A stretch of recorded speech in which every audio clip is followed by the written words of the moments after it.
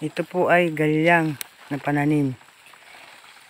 Saka po isang punong guyabanong pananim. Dadalhin po namin sa aming bahay at doon namin itatanim sa aming taniman.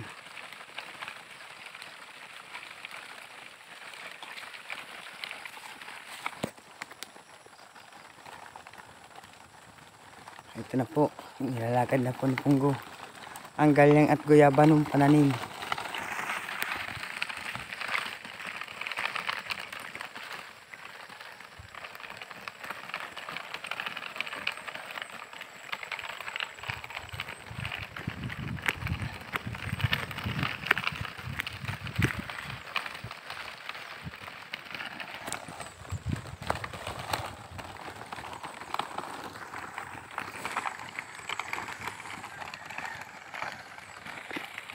Isang malaking puno pong galyang at isang punong guyabano.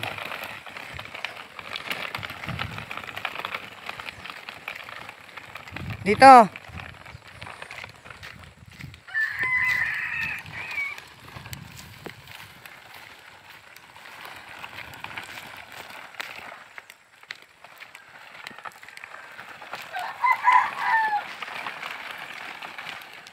Diyan na lang, Punggo, diyan na lang.